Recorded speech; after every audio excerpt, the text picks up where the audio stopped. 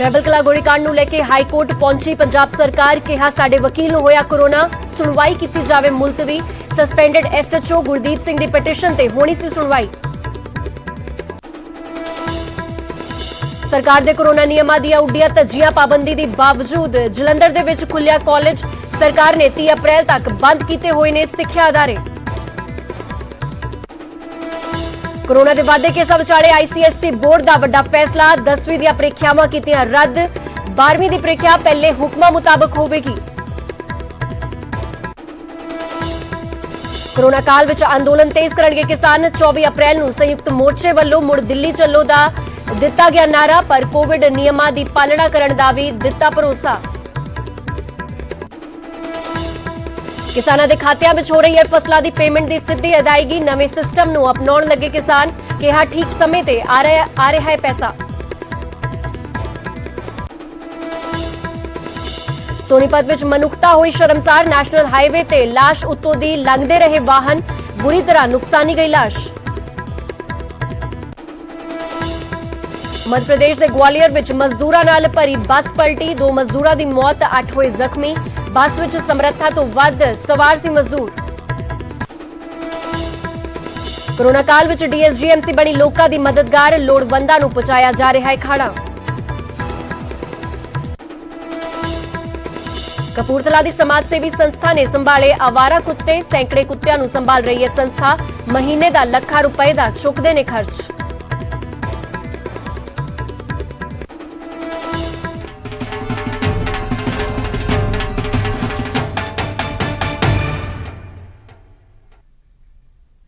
सत श्री अकाल, तुसीं वेख रहे हो न्यूज़ 18 पंजाब हरियाणा हिमाचल। मैं हां नवजोत कौर। बुलेटिन विच सब तो पहला खबर चंडीगढ़ तो आ रही है।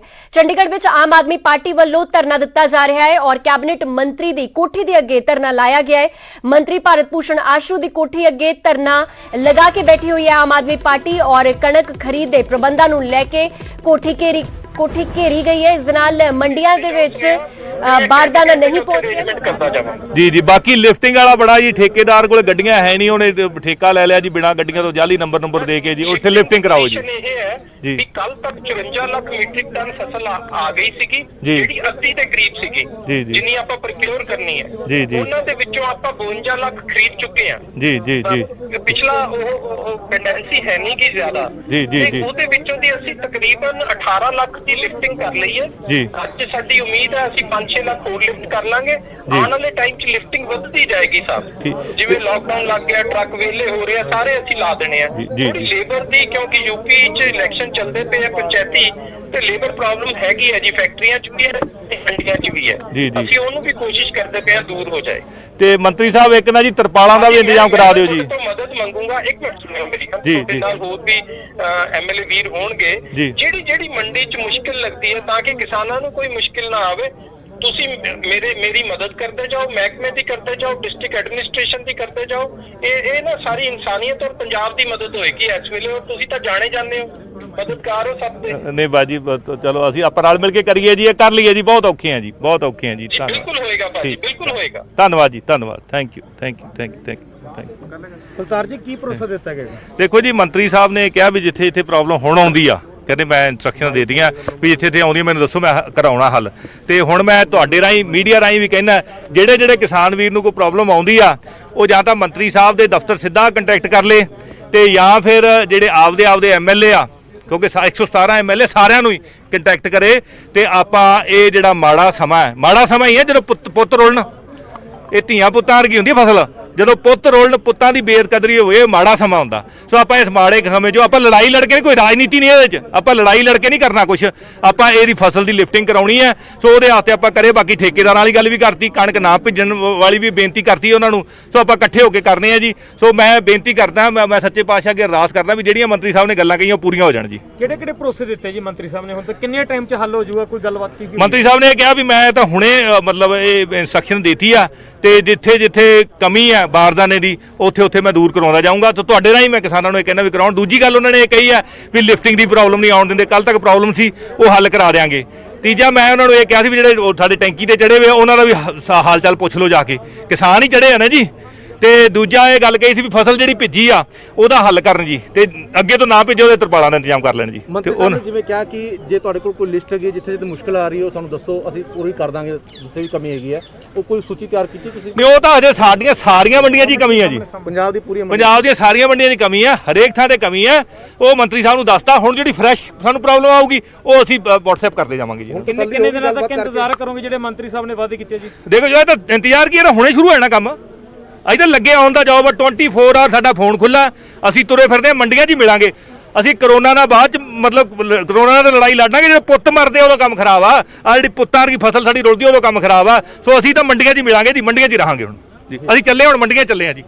ਠੀਕ ਹੈ ਜੀ, ਬਹੁਤ ਬਹੁਤ ਸਾਫ਼ ਤੌਰ ਤੇ ਤੁਸੀਂ ਦੇਖ ਸਕਦੇ ਹੋ ਕਿ ਕੁਲਤਾਰ ਸੰਧਵਾ ਜਿਨ੍ਹਾਂ ਨੇ ਹੁਣੇ ਭਾਰਤ ਭੂਸ਼ਣ ਆਸ਼ੂ ਨਾਲ ਗੱਲ ਕੀਤੀ ਸੀ, ਜਿਹੜੇ ਫੂਡ ਸਪਲਾਈ ਮਿਨਿਸਟਰ ਨੇ, ਔਰ ਫੂਡ ਸਪਲਾਈ ਮਿਨਿਸਟਰ ਨੇ ਭਰੋਸਾ ਦਿੱਤਾ ਕਿ ਜਲਦ ਜਿਹੜਾ ਮਸਲਾ ਉਸ ਨੂੰ ਹੱਲ ਕਰ ਲਿਆ ਜਾਏਗਾ। ਤਸਵੀਰਾਂ ਮੈਂ ਤੁਹਾਨੂੰ ਦਿਖਾ ਦਿੰਦਾ ਕਿ ਜਿਹੜੀ ਇਹ ਕੋਠੀ ਹੈ ਭਾਰਤ ਭੂਸ਼ਣ ਆਸ਼ੂ ਦੀ ਕੋਠੀ ਸੀ, ਔਰ ਇਸ ਕੋਠੀ ਨੂੰ ਆਮ ਆਦਮੀ ਪਾਰਟੀ ਦੇ ਜਿਹੜੇ MLA ਕੁਲਤਾਰ ਸਿੰਘ ਸੰਧਵਾ ਨੇ, ਜਿਹੜੇ ਆਮ ਆਦਮੀ ਪਾਰਟੀ ਦੇ ਕਿਸਾਨ ਵਿੰਗ ਦੇ ਪ੍ਰਧਾਨ ਨੇ, ਉਹਨਾਂ ਨੇ ਘੇਰਿਆ ਹੋਇਆ ਸੀ। ਔਰ ਉਹਨਾਂ ਨੇ ਕਿਹਾ ਸੀ ਕਿ ਜਿੰਨੀ ਦੇਰ ਤੱਕ ਭਾਰਤ ਭੂਸ਼ਣ ਆਸ਼ੂ ਨਾਲ ਗੱਲ ਨਹੀਂ ਹੋ ਜਾਂਦੀ ਉਨੀ ਦੇਰ ਤੱਕ ਮੈਂ ਇਸ ਕੋਠੀ ਦੇ ਸਾਹਮਣੇ ਬੈਠਾ ਰਵਾਂਗਾ। ਔਰ ਸਾਹਮਣੇ ਤਸਵੀਰਾਂ ਤੁਸੀਂ ਕੋਠੀ ਦੇ ਬਾਹਰ ਦੀਆਂ ਦਿਖਾ ਦਿੰਦੇ ਆ ਤੁਹਾਨੂੰ ਕਿ ਕਿਸ ਤਰ੍ਹਾਂ ਆਮ ਆਦਮੀ ਪਾਰਟੀ ਦੇ ਜਿਹੜੇ ਵਰਕਰ ਸੀ ਉਹਨਾਂ ਵੱਲੋਂ ਇਸ ਕੋਠੀ ਦਾ ਘਿਰਾਓ ਕੀਤਾ ਗਿਆ ਸੀ। ਪਰ ਉਸ ਤੋਂ ਬਾਅਦ ਜਿਹੜਾ ਇੱਕ ਭਾਰਤ ਭੂਸ਼ਣ ਆਸ਼ੂ ਦੇ ਨਾਲ ਕੁਲਤਾਰ ਸੰਧਵਾ ਦੀ ਜਿਹੜੀ ਗੱਲ ਆ ਉਹ ਕਰਵਾ ਦਿੱਤੀ ਗਈ ਹੈ। ਔਰ ਕੁਲਤਾਰ ਸੰਧਵਾ ਜੀ ਨੂੰ ਭਰੋਸਾ ਦਿੱਤਾ ਹੈਗਾ ਭਾਰਤ ਭੂਸ਼ਣ ਆਸ਼ੂ ਨੇ, ਜਿਹੜੇ ਕੈਬਨਿਟ ਮੰਤਰੀ ਨੇ, ਕਿ ਜਿਹੜੇ ਵੀ ਤੁਹਾਡੇ ਮਸਲੇ ਨੇ ਉਹਨਾਂ ਦਾ ਜਲਦ ਹੱਲ ਕਰਵਾ ਦਿਆ ਜਾਏਗਾ।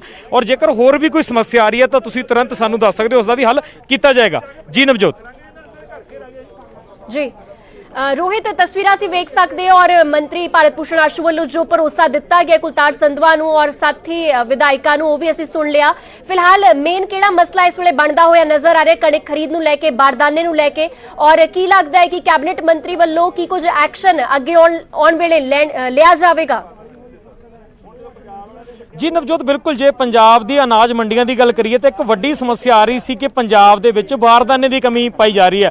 ਬਾਰਦਾਨੇ ਦਾ ਮਤਲਬ ਹੈ ਕਿ ਜਿਹੜੇ ਉਹ ਬੈਗ ਜਿਨ੍ਹਾਂ ਦੇ ਵਿੱਚ ਕਣਕ ਨੂੰ ਪੈਕ ਕੀਤਾ ਜਾਂਦਾ, ਉਸ ਨੂੰ ਪੰਜਾਬੀ ਦੇ ਵਿੱਚ ਬਾਰਦਾਨਾ ਸ਼ਬਦ ਵਰਤਿਆ ਜਾਂਦਾ। ਤਾਂ ਜਿੰਨੀ ਦੇਰ ਤੱਕ ਉਹ ਬੈਗ ਹੀ ਅਵੇਲੇਬਲ ਨਹੀਂ ਹੋਣਗੇ ਉਨੀ ਦੇਰ ਤੱਕ ਕਣਕ ਦੀ ਤੁਲਾਈ ਨਹੀਂ ਹੋ ਸਕਦੀ। ਕਹਿੰਦਾ ਭਾਵ ਹੈ ਕਿ ਜਿਹੜੀ ਫਸਲ ਕਿਸਾਨਾਂ ਦੀ ਮੰਡੀਆਂ ਵਿੱਚ ਆ ਰਹੀ ਹੈ ਉਹ ਫਸਲ ਨੂੰ ਤੁਸੀਂ ਬੈਗਾਂ ਵਿੱਚ ਪੈਕ ਨਹੀਂ ਕਰ ਸਕੋਗੇ। ਤਾਂ ਇਸ ਦੇ ਕਰਕੇ ਜਿਹੜੀ ਕਿਸਾਨਾਂ ਦੀ ਫਸਲ ਵਿਕ ਨਹੀਂ ਰਹੀ ਸੀ। ਔਰ ਦੂਜੀ ਜਿਹੜੀ ਸਮੱਸਿਆ ਆ ਰਹੀ ਸੀ ਕਿ ਜਿਹੜੀ ਫਸਲ ਵਿਕ ਚੁੱਕੀ ਹੈ ਉਹ ਬੋਰੀਆਂ ਭਰ ਕੇ ਅਨਾਜ ਮੰਡੀਆਂ ਵਿੱਚ ਰੱਖੀ ਹੋਈ ਹੈ, ਔਰ ਜਗ੍ਹਾ ਨਾ ਹੋਣ ਕਾਰਨ ਜਿਹੜੀ ਨਵੀਂ ਫਸਲ ਆ ਉਹ ਅਨਾਜ ਮੰਡੀਆਂ ਵਿੱਚ ਆਉਣ ਲਈ ਦਿੱਕਤ ਆ ਰਹੀ ਸੀ। ਸੋ ਮੁੱਖ ਸਮੱਸਿਆ ਜਿਹੜੀ ਇੱਕ ਤਾਂ ਜਿਹੜੀ ਕਣਕ ਦੀ ਲਿਫਟਿੰਗ ਆ ਉਸ ਨੂੰ ਲੈ ਕੇ ਸੀ, ਔਰ ਦੂਜੀ ਜਿਹੜੀ ਬਾਰਦਾਨੇ ਦੀ ਸਮੱਸਿਆ ਸੀ। ਉਹ ਦੋ ਸਮੱਸਿਆ ਜਿਹੜੀਆਂ ਵੱਡੀਆਂ ਆ ਰਹੀਆਂ ਸੀ, ਜਿਹਦੇ ਕਰਕੇ ਜਿਹੜੇ ਕਿਸਾਨ ਉਹ ਫਸਲ ਜਾਂ ਤਾਂ ਕੱਟ ਕੇ ਆਪਣੇ ਘਰੇ ਰੱਖੀ ਹੋਈ ਉਹਨਾਂ ਨੇ, ਜਾਂ ਕਿਸਾਨਾਂ ਦੀ ਫਸਲ ਹਾਲੇ ਤੱਕ ਖੇਤਾਂ 'ਚ ਖੜੀ ਹੈ। ਸੋ ਦੋ ਸਮੱਸਿਆ ਨੂੰ ਲੈ ਕੇ ਅੱਜ ਮੁੱਖ ਤੌਰ ਤੇ ਗੱਲ ਹੋਈ ਹੈ, ਔਰ ਜਿਸ ਨੂੰ ਲੈ ਕੇ ਮੰਤਰੀ ਨੇ ਭਰੋਸਾ ਵੀ ਦਿੱਤਾ ਕਿ ਜਲਦ ਇਸ ਮਸਲੇ ਦਾ ਜਿਹੜਾ ਹੱਲ ਹੈ ਉਹ ਕੀਤਾ ਜਾਏਗਾ। ਜੀ ਨਵਜੋਤ ਜੀ ਰੋਹਿਤ, ਜੋ ਕਣਕ ਜਿਹੜੀ ਮੰਡੀਆਂ ਦੇ ਵਿੱਚ ਪਹੁੰਚ ਚੁੱਕੀ ਹੈ, ਕਿਹੜੀ ਮੰਡੀਆਂ ਦੇ ਵਿੱਚ ਮੁੱਖ ਤੌਰ ਤੇ ਦਿੱਕਤਾਂ ਆ ਰਹੀਆਂ ਨੇ? ਕਿਉਂਕਿ ਵਿਰੋਧੀ ਧਿਰ ਵੱਲੋਂ ਲਗਾਤਾਰ ਮੁਆਇਨਾ ਵੀ ਕੀਤਾ ਜਾ ਰਿਹਾ ਮੰਡੀਆਂ ਦਾ, ਤਾਂ ਕੋਈ ਮੇਨ ਅਜਿਹੀਆਂ ਮੰਡੀਆਂ ਹੈਗੀਆਂ ਨੇ ਜਿਸ ਦੇ ਵਿੱਚ ਸਭ ਤੋਂ ਜ਼ਿਆਦਾ ਦਿੱਕਤ ਆ ਰਹੀ ਹੈ? ਨਵਜੋਤ, ਜੇਕਰ ਗੱਲ ਕਰੀਏ ਪੰਜਾਬ ਦੀ ਮੰਡੀਆਂ ਦੀ ਤਾਂ ਆਲਮੋਸਟ ਹਰ ਮੰਡੀ ਦੇ ਵਿੱਚ ਇਹ ਦਿੱਕਤ ਆ ਰਹੀ ਹੈ। ਚਾਹੇ ਅਸੀਂ ਗੱਲ ਕਰ ਲਈਏ ਬਠਿੰਡਾ ਦੀ ਮੰਡੀ ਦੀ, ਚਾਹੇ ਗੱਲ ਕਰ ਲਈਏ ਖਰੜ ਮੰਡੀ ਦੀ, ਚਾਹੇ ਸਮਾਣਾ ਦੀ ਮੰਡੀ ਦੀ ਗੱਲ ਕਰ ਲਈਏ, ਤਾਂ ਜਿੱਥੇ ਵੀ ਤੁਸੀਂ ਪੰਜਾਬ 'ਚ ਗੱਲ ਕਰੋਗੇ ਮੋਸਟਲੀ ਹਰ ਮੰਡੀ ਦੇ ਵਿੱਚ ਜਿਹੜੀ ਇੱਕ ਬਾਰਦਾਨੇ ਦੀ ਜਿਹੜੀ ਸਮੱਸਿਆ ਉਹ ਆ ਰਹੀ ਹੈ। ਪਿਛਲੇ ਦਿਨਾਂ ਦੇ ਵਿੱਚ ਤੁਸੀਂ ਦੇਖਿਆ ਕਿ ਬਠਿੰਡਾ ਦੇ ਵਿੱਚ ਕੁਝ ਕਿਸਾਨ ਟੈਂਕੀਆਂ ਦੇ ਚੜ੍ਹ ਕੇ, ਸਮਾਣਾ ਤੋਂ ਖਬਰਾਂ ਆਉਂਦੀਆਂ ਨੇ ਕਿ ਸਮਾਣਾ ਲਹਿਰਾ ਗਾਗਾ ਜਿਹੜਾ ਰੋਡ ਹੈਗਾ ਉਸ ਨੂੰ ਕਿਸਾਨਾਂ ਨੇ ਜਾਮ ਕਰਤਾ, ਕਿਉਂਕਿ ਖੇਤਾਂ ਜਿਹੜਾ ਮੰਡੀਆਂ ਦੇ ਵਿੱਚ ਬਾਰਦਾਨੇ ਦੀ ਕਮੀ ਹੈ। ਉਸ ਦੇ ਕਰਕੇ ਜਿਹੜੇ ਸੜਕਾਂ ਜਾਮ ਕੀਤੀਆਂ ਗਈਆਂ, ਬਹੁਤ ਜਗ੍ਹਾ ਤੇ ਜਿਹੜੇ ਕਿਸਾਨ ਨੇ ਉਹ ਟੈਂਕੀਆਂ ਤੇ ਚੜ ਗਏ। ਸੋ ਇੱਕ ਵੱਡੀ ਸਮੱਸਿਆ ਹੈ ਜਿਹੜੀ, ਕਿਉਂਕਿ ਉੱਪਰੋਂ ਮੌਸਮ ਖਰਾਬ ਹੋ ਰਿਹਾ ਔਰ ਜੇਕਰ ਮੀਂਹ ਇਸ ਵਕਤ ਆਉਂਦਾ ਹੈਗਾ ਤਾਂ ਕਿਸਾਨਾਂ ਦਾ ਇੱਕ ਵੱਡਾ ਨੁਕਸਾਨ ਹੋ ਸਕਦਾ, ਜਿਨ੍ਹਾਂ ਦੀਆਂ ਫਸਲਾਂ ਅਨਾਜ ਮੰਡੀ ਦੇ ਵਿੱਚ ਬਿਨਾਂ ਵਿਕੇ ਪਈਆਂ ਹੋਈਆਂ ਜਾਂ ਜਿਹੜੀਆਂ ਫਸਲਾਂ ਹਾਲੇ ਤੱਕ ਖੇਤਾਂ ਵਿੱਚ ਖੜੀਆਂ ਹੋਈਆਂ। ਜੀ जी ठीक है रोहित, फिलहाल शुक्रिया तमाम जानकारी वास्ते और तस्वीरां साडे नाल सांझे करन वास्ते। तो तस्वीरां तुहानू चंडीगढ़ ਦੀਆਂ दिखा रहे सी जिथे कि कैबिनेट मंत्री भारत भूषण आशू दे घर दे बाहर आम आदमी पार्टी दी लीडरशिप वालों मोर्चा लगाया गया और प्रदर्शन किया गया। इस दौरान कुलतार संधवा भी मौजूद रहे और खुद कैबिनेट मंत्री भारत भूषण आशू दे नाल फोन कॉल ते गलबात हुई, जिस तो बाद भारत भूषण आशू वालों आश्वासन भरोसा भी दिता गया है और कहा गया है कि बिल्कुल सही ढंग दे नाल कणक खरीदी भी जाएगी और हर इंतजाम मंडिया दे विच कीता जावेगा।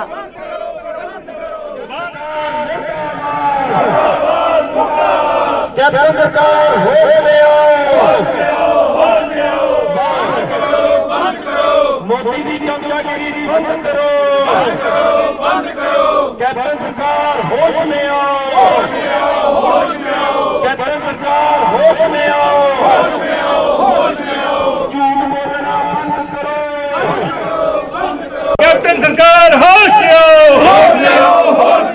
बाहर जाने का प्रबंध करो, और जल्दी जेडी परेशानी है वो बंद करो, बाहर जाने का प्रबंध करो। ਹੁਣ ਅੱਗੇ ਵਧਦੇ ਹਾਂ ਖਬਰ ਹਸਪਤਾਲਾਂ ਦੇ ਵਿੱਚ 75% ਬੈੱਡ ਰਾਖਵੇਂ ਰੱਖਣ ਨੂੰ ਲੈ ਕੇ ਜੁੜੀ ਹੋਈ ਹੈ। 75% ਬੈੱਡ ਰਾਖਵੇਂ ਰੱਖਣ ਦੀ ਸਥਿਤੀ ਅਜੇ ਸਪਸ਼ਟ ਨਹੀਂ ਹੈ। ਪ੍ਰਾਈਵੇਟ ਹਸਪਤਾਲਾਂ ਵਾਲਿਆਂ ਦੇ ਵਿੱਚ ਇੱਕ ਕਨਫਿਊਜ਼ਨ ਬਣੀ ਹੋਈ ਹੈ ਔਰ ਦੂਜੀਆਂ ਬਿਮਾਰੀਆਂ ਦੇ ਮਰੀਜ਼ਾਂ ਦੇ ਨਾਲ ਇਹ ਬੈੱਡ ਭਰੇ ਹੋਏ ਨੇ। ਹਾਲਾਂਕਿ ਗਾਈਡਲਾਈਨਸ ਤੇ ਮੋਗਾ ਦੇ ਡਾਕਟਰ ਬੋਲਦੇ ਹੋਏ ਨਜ਼ਰ ਆਏ। ਮੋਗਾ ਦੇ ਡਾਕਟਰ ਸੀਮਾਂਤ ਗਰਗ ਨੇ ਕਿਹਾ ਕਿ ਸਾਨੂੰ ਗਾਈਡਲਾਈਨਸ ਬਾਰੇ ਬਹੁਤੀ ਸਪਸ਼ਟਤਾ ਨਹੀਂ ਹੈ ਔਰ ਕੋਰੋਨਾ ਮਰੀਜ਼ਾਂ ਦੇ ਲਈ 75% ਬੈੱਡ ਰਾਖਵੇਂ ਕਰਨ ਦੇ ਹੁਕਮ ਦਿੱਤੇ ਗਏ ਸਨ, ਪਰ ਅਜੇ ਇਸ ਹੁਕਮ ਨੂੰ ਲੈ ਕੇ ਬੇਹੱਦ ਕਨਫਿਊਜ਼ਨ ਬਣੀ ਹੋਈ ਹੈ ਔਰ ਖੁਦ ਮੋਗਾ ਦੇ ਡਾਕਟਰ ਇਸ ਸੰਬੰਧੀ ਇਹ ਗੱਲ ਕਰਦੇ ਹੋਏ ਨਜ਼ਰ ਆਏ ਕਿ ਗਾਈਡਲਾਈਨਸ ਬਾਰੇ ਉਹਨਾਂ ਨੂੰ ਬਹੁਤੀ ਸਪਸ਼ਟਤਾ ਨਹੀਂ ਹੈ ਔਰ 75% ਬੈੱਡ ਰਾਖਵੇਂ ਰੱਖਣ ਦੀ ਸਥਿਤੀ ਅਜੇ ਹਸਪਤਾਲਾਂ ਦੇ ਵਿੱਚ ਕੋਈ ਵੀ ਕਲੀਅਰ ਨਹੀਂ ਹੈ। ਪ੍ਰਾਈਵੇਟ ਹਸਪਤਾਲਾਂ ਵਾਲਿਆਂ ਦੇ ਵਿੱਚ ਕਨਫਿਊਜ਼ਨ ਬਣੀ ਹੋਈ ਹੈ ਔਰ ਇਸ ਦੇ ਨਾਲ ਕੋਰੋਨਾ ਮਰੀਜ਼ਾਂ ਦੇ ਲਈ 75% ਬੈੱਡ ਰਾਖਵੇਂ ਕਰਨ ਦੇ ਹੁਕਮ ਦਿੱਤੇ ਗਏ ਸਨ, ਪਰ ਗਾਈਡਲਾਈਨਸ ਬਾਰੇ ਅਜੇ ਵੀ ਬਹੁਤ ਜ਼ਿਆਦਾ ਕਨਫਿਊਜ਼ਨ ਬਣੀ ਹੋਈ ਹੈ ਔਰ ਡਾਕਟਰਾਂ ਨੂੰ ਇਸ ਬਾਰੇ ਕੁਝ ਜ਼ਿਆਦਾ ਜਾਣਕਾਰੀ ਨਹੀਂ ਹੈ।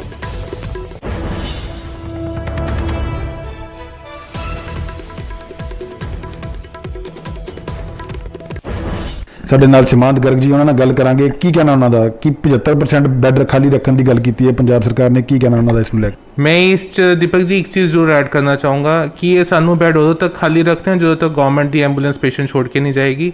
ਜਿਹੜੇ ਪੇਸ਼ੈਂਟ ਰੂਟੀਨ 'ਚ ਹਸਪੀਟਲ 'ਚ ਆ ਰਹੇ ਆ, ਜਿਨ੍ਹਾਂ ਨੂੰ ਲੰਗ ਇਨਫੈਕਸ਼ਨ ਹੋ ਚੁੱਕੀ ਹੈ, ਜਿਹੜੇ ਕਿ ਆਲਰੇਡੀ ਫੀਵਰ ਹੈ, ਕਿ ਉਹ ਗਵਰਨਮੈਂਟ ਦਾ ਪਰਮਿਟ ਲੈ ਕੇ ਆएंगे ਕਿ ਅਸੀਂ ਉਹਨਾਂ ਨੂੰ ਪਰਮਿਟ ਦੇ ਕੇ ਐਡਮਿਟ ਕਰਾਂਗੇ। ਸਾਨੂੰ ਨਾ ਇੰਡੀਕੇਸ਼ਨਸ ਕਲੀਅਰ ਕਰਨੀਆਂ ਬਹੁਤ ਜ਼ਰੂਰੀ ਹੈ। ਮੈਂ ਗਵਰਨਮੈਂਟ ਨੂੰ ਬਾਰ-ਬਾਰ ਅਪੀਲ ਕਰਨਾ ਚਾਹੁੰਦਾ ਹੈ, ਪ੍ਰਾਈਵੇਟ ਹਸਪੀਟਲਸ ਜਿੰਨਾ ਕੰਮ ਕਰ ਰਹੇ ਆ ਨਾ ਇਸ ਟਾਈਮ ਹੋਰ ਕੋਈ ਰੀਜਨ ਇਹਦਾ ਕੰਮ ਨਹੀਂ ਕਰ ਰਿਹਾ। ਇੱਕ ਮੀਡੀਆ ਤੇ ਇੱਕ private hospitals doctors last year corona ਤੋਂ ਲੈ ਕੇ ਹੁਣ ਤੱਕ ਕੋਈ ਵੀ ਡਾਕਟਰ ਇਹਦਾ ਨਹੀਂ ਹੋਏਗਾ ਜਿਹੜਾ ਕਿ ਘਰ ਬੈਠਿਆ ਹੋਏਗਾ ਜਿਹਨੇ ਕੰਮ ਨਹੀਂ ਕੀਤਾ ਹੋਏਗਾ।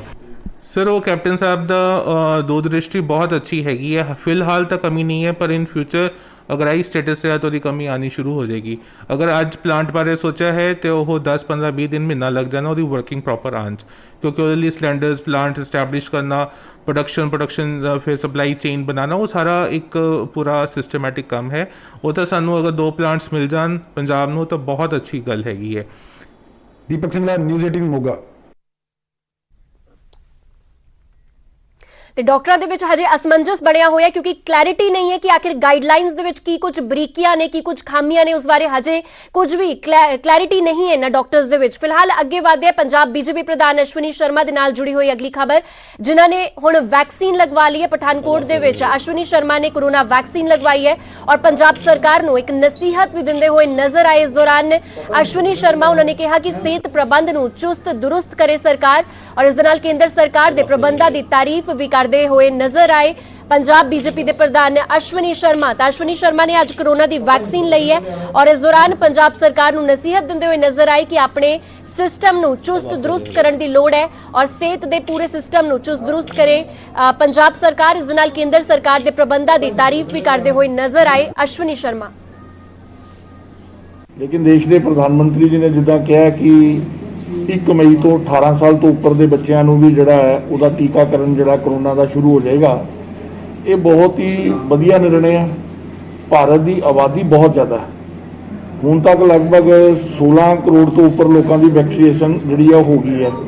ਲੇਕਿਨ ਅਗਰ ਅਸੀਂ ਦੇਖਿਆ ਜਾਏ ਦੂਸਰੇ ਦੇਸ਼ਾਂ ਦੀ ਆਬਾਦੀ ਦੇ ਹਿਸਾਬ ਨਾਲ ਤੇ ਅਜੇ ਬਹੁਤ ਕੰਮ ਕਰਨ ਦੀ ਜ਼ਰੂਰਤ ਹੈ ਔਰ ਜਿਸ ਪ੍ਰਕਾਰ ਇਹ ਦੂਸਰਾ ਦੌਰ ਚੱਲਿਆ ਹੈ ਕਰੋਨਾ ਦੀ ਮਹਾਮਾਰੀ ਦਾ, ਇਹਦੇ ਅੰਦਰ ਅਲੱਗ-ਅਲੱਗ ਤਰ੍ਹਾਂ ਦੇ ਇਹ ਘਾਤਕ ਰੂਪ ਧਾਰਨ ਕਰ ਰਿਹਾ। ਇਸ ਕਰਕੇ ਲੋਕਾਂ ਨੂੰ ਸਰਕਾਰ ਦਾ, ਚਾਹੇ ਰਾਜ ਸਰਕਾਰ ਦੇ ਨਿਰਦੇਸ਼ ਹੋਣ ਚਾਹੇ ਕੇਂਦਰ ਦੇ ਨਿਰਦੇਸ਼ ਹੋਣ, ਮਿਲ ਕੇ ਹੀ ਲੜਾਈ ਲੜਨੀ ਪੈਣੀ ਹੈ। ਉਧਰ ਕੋਰੋਨਾ ਵਾਇਰਸ ਦੇ ਕੇਸਿਸ ਇੱਕ ਵਾਰ ਫਿਰ ਤੋਂ ਪੀਕ ਵੱਲ ਵਧਣ ਲੱਗੇ ਨੇ, ਜਿਸ ਨੂੰ ਲੈ ਕੇ ਪੰਜਾਬ ਸਰਕਾਰ ਵੱਲੋਂ ਇਹ ਫੈਸਲਾ ਲਿਆ ਗਿਆ ਸੀ ਕਿ 30 ਅਪ੍ਰੈਲ ਤੱਕ ਸਾਰੇ ਵਿਦਿਅਕ ਅਦਾਰੇ ਬੰਦ ਰੱਖੇ ਜਾਣਗੇ। ਪਰ ਹੁਣ ਸਰਕਾਰ ਦੇ ਕੋਰੋਨਾ ਨਿਯਮਾਂ ਦੀਆਂ ਹੀ ਸ਼ਰੇਆਮ ਧੱਜੀਆਂ ਉਡਾਈਆਂ ਜਾ ਰਹੀਆਂ ਨੇ। ਪਾਬੰਦੀ ਦੇ ਬਾਵਜੂਦ ਜਲੰਧਰ ਦੇ ਵਿੱਚ ਇੱਕ ਕਾਲਜ ਖੁੱਲਿਆ ਹੋਇਆ ਨਜ਼ਰ ਆਇਆ ਔਰ ਸਰਕਾਰ ਨੇ ਸਾਰੇ ਵਿਦਿਅਕ ਅਦਾਰੇ ਬੰਦ ਕਰਨ ਦੇ ਆਦੇਸ਼ ਦਿੱਤੇ ਹੋਏ ਨੇ। 30 ਅਪ੍ਰੈਲ ਤੱਕ ਸਾਰੇ ਵਿਦਿਅਕ ਅਦਾਰੇ, ਸਿੱਖਿਆ ਅਦਾਰੇ ਬੰਦ ਰੱਖੇ ਜਾਣ, ਇਹ ਆਦੇਸ਼ ਸਾਫ਼ ਤੌਰ ਤੇ ਦਿੱਤੇ ਗਏ ਨੇ। ਇਸ ਦੇ ਨਾਲ ਸਰਕਾਰੀ ਹੁਕਮਾਂ ਦੇ ਬਾਵਜੂਦ ਕਾਲਜ ਪ੍ਰਬੰਧਕ ਬੇਪਰਵਾਹ ਨਜ਼ਰ ਆ ਰਹੇ ਨੇ। ਇਸ ਤੋਂ ਪਹਿਲਾਂ ਵੀ ਕੁਝ ਹੋਰ ਤਸਵੀਰਾਂ ਵੀ ਨਿਊਜ਼ 18 ਪੰਜਾਬ ਹਰਿਆਣਾ ਹਿਮਾਚਲ ਵੱਲੋਂ ਦਿਖਾਈਆਂ ਗਈਆਂ ਸੀ, ਜਿੱਥੇ ਕਿ ਵੱਖ-ਵੱਖ ਜ਼ਿਲ੍ਹਿਆਂ ਵਿੱਚ ਸਕੂਲ ਖੋਲੇ ਜਾ ਰਹੇ ਸੀ, ਪ੍ਰਾਈਵੇਟ ਸਕੂਲ ਖੋਲੇ ਜਾ ਰਹੇ ਸੀ ਔਰ ਪ੍ਰਾਈਵੇਟ ਸਕੂਲ ਐਸੋਸੀਏਸ਼ਨ ਵੱਲੋਂ ਧਰਨਾ ਮੁਜ਼ਾਹਰਾ ਵੀ ਕੀਤਾ ਗਿਆ ਸੀਗਾ ਕਿ ਸਾਨੂੰ ਆਰਥਿਕ ਸੰਕਟ ਦੀ ਮਾਰ ਪੈ ਰਹੀ ਹੈ, ਜਿਸ ਦੇ ਬਾਵਜੂਦ ਸਰਕਾਰ ਸਾਡੇ ਲਈ ਬਿਲਕੁਲ ਵੀ ਸੰਵੇਦਨਸ਼ੀਲ ਨਹੀਂ ਹੋ ਰਹੀ। ਪਰ ਇੱਕ ਹੋਰ ਤਸਵੀਰ ਜਲੰਧਰ ਤੋਂ ਸਾਹਮਣੇ ਆਈ ਹੈ, ਜਿੱਥੇ ਕਿ ਸਰਕਾਰ ਦੀਆਂ ਜੋ ਕੋਰੋਨਾ ਨਿਯਮ ਨੇ ਉਸ ਦੀਆਂ ਧੱਜੀਆਂ ਉੱਡਦੀਆਂ ਹੋਈਆਂ ਸਾਫ਼ ਨਜ਼ਰ ਆ ਰਹੀਆਂ ਨੇ। ਪਾਬੰਦੀ ਦੇ ਬਾਵਜੂਦ ਜਲੰਧਰ ਦੇ ਵਿੱਚ ਇੱਕ ਕਾਲਜ ਖੁੱਲਿਆ ਹੋਇਆ ਨਜ਼ਰ ਆਇਆ ਔਰ ਬਿਲਕੁਲ ਬੇਪਰਵਾਹ ਕਾਲਜ ਪ੍ਰਬੰਧਕ ਨਜ਼ਰ ਆਏ, ਜਿਨ੍ਹਾਂ ਨੂੰ ਕੋਰੋਨਾ ਦੇ ਨਿਯਮਾਂ ਦੀ ਵੀ ਕੋਈ ਪਰਵਾਹ ਨਹੀਂ ਹੈ ਔਰ ਬੱਚਿਆਂ ਦੀ ਸਿਹਤ ਦੀ ਵੀ ਕੋਈ ਉਹਨਾਂ ਨੂੰ ਫਿਕਰ ਨਹੀਂ ਹੈ।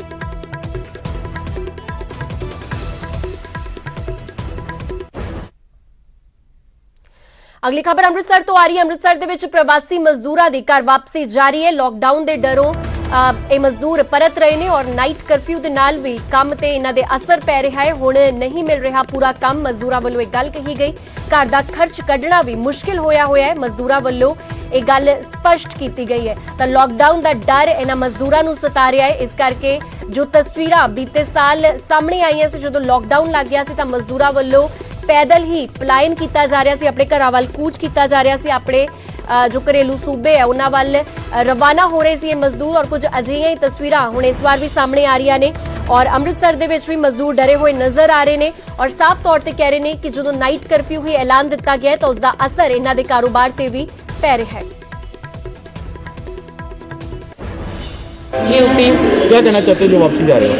आपसी लॉकडाउन लग गया है इसीलिए हम वापसी जा रहे हैं। हाँ जी, लगता है कि सरकार को कुछ सोचना चाहिए था आपके बारे में? सोचना तो चाहिए था पर सोचे नहीं है ना। अभी तो हम लोगों की मजबूरी है इसलिए जा रहे हैं। हाँ तो जी, अभी वापस आओगे आप? अब घर जाके पता लगेगा आएंगे कि नहीं आएंगे, वो तो माहौल बताएगा। तो घर का गुजारा कैसे चलता रहा? अब किसी तरह चल रहा था, मतलब पहले जैसे नहीं चल रहा था, किसी तरह चला रहे थे। तो कहाँ जा रहे हैं आप? बिहार जा रहे हैं। क्यों जा रहे हो?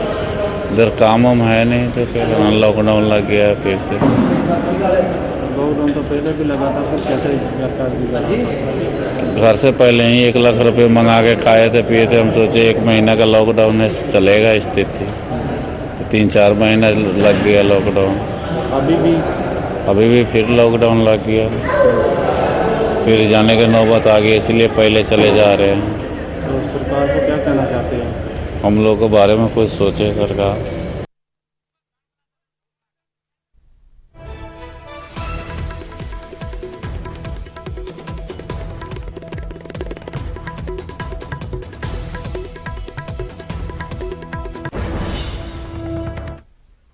ਹੁਣ ਅਗਲੀ ਵੱਡੀ ਖਬਰ ਦਾ ਰੁਖ ਕਰਦੇ। ਖਬਰ ਮੱਧ ਪ੍ਰਦੇਸ਼ ਦੇ ਗਵਾਲੀਅਰ ਤੋਂ ਆ ਰਹੀ ਹੈ, ਜਿੱਥੇ ਕਿ ਇੱਕ ਬੱਸ ਪਲਟ ਗਈ। ਮਜ਼ਦੂਰਾਂ ਦੇ ਨਾਲ ਭਰੀ ਇਹ ਬੱਸ ਪਲਟ ਗਈ ਸੀ ਔਰ 8 ਮਜ਼ਦੂਰ ਇਸ ਦੌਰਾਨ ਜ਼ਖਮੀ ਹੋ ਗਏ।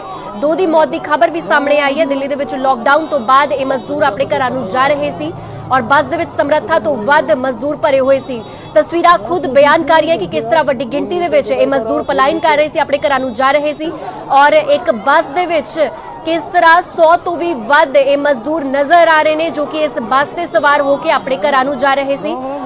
ਔਰ 2 ਤਸਵੀਰਾਂ ਤੁਸੀਂ ਵੇਖ ਸਕਦੇ ਹੋ। ਕੁਝ ਦੇਰ ਪਹਿਲਾਂ ਦੀਆਂ ਇਹ ਤਸਵੀਰਾਂ ਆਈਆਂ ਸੀ ਜਦੋਂ ਕਿ ਬੱਸ ਡਿੱਗੀ ਹੋਈ ਸੀ। ਹਾਲਾਂਕਿ ਉਸ ਤੋਂ ਬਾਅਦ ਪ੍ਰਸ਼ਾਸਨ ਵੱਲੋਂ ਐਕਸ਼ਨ ਲੈਂਦਿਆਂ ਇਹਨਾਂ ਮਜ਼ਦੂਰਾਂ ਨੂੰ ਰੈਸਕਿਊ ਵੀ ਕੀਤਾ ਗਿਆ, ਇਸ ਬੱਸ ਚੋਂ ਬਾਹਰ ਕੱਢਿਆ ਗਿਆ। ਇਸ ਦੇ ਨਾਲ ਬੱਸ ਨੂੰ ਵੀ ਸਹੀ ਕਰਕੇ ਇਸ ਨੂੰ ਖੜਾ ਕਰ ਦਿੱਤਾ ਗਿਆ ਬੱਸ ਨੂੰ ਔਰ ਤੁਹਾਨੂੰ ਦੱਸ ਦਈਏ ਕਿ ਕ੍ਰੇਨ ਦੀ ਮਦਦ ਦੇ ਨਾਲ ਇਸ ਬੱਸ ਨੂੰ ਸਿੱਧਾ ਕੀਤਾ ਗਿਆ। ਇਸ ਦੇ ਨਾਲ ਹੀ ਲੋਕਾਂ ਨੂੰ ਰੈਸਕਿਊ ਵੀ ਕੀਤਾ ਗਿਆ।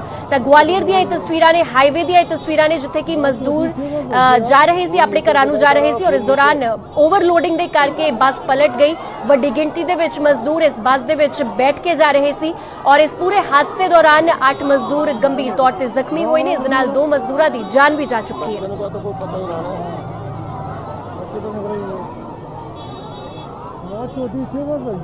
खून नीचे से बहता रहो, खून नीचे।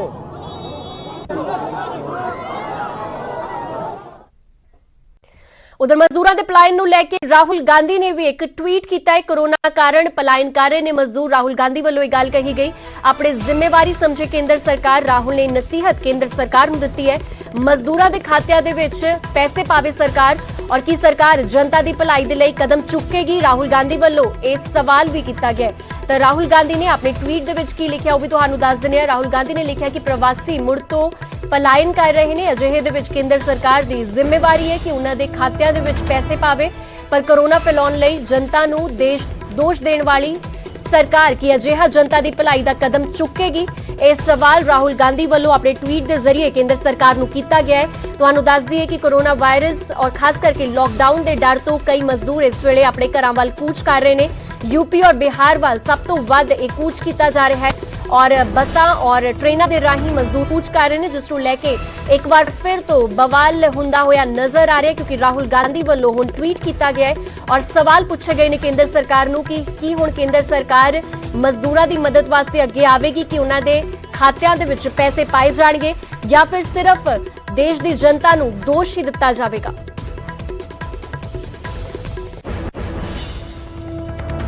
ਹੁਣ ਵੇਲਾ ਹੋ ਚੱਲੇ ਇੱਕ ਛੋਟੇ ਜਿਹੇ ਕਮਰਸ਼ੀਅਲ ਬ੍ਰੇਕ ਦਾ। ਬ੍ਰੇਕ ਦੇ ਉਸ ਪਾਰ ਵੀ ਖਬਰਾਂ ਦਾ ਸਿਲਸਿਲਾ ਨਿਊਜ਼ 18 ਪੰਜਾਬ ਹਰਿਆਣਾ ਹਿਮਾਚਲ ਤੇ ਲਗਾਤਾਰ ਜਾਰੀ ਹੈ।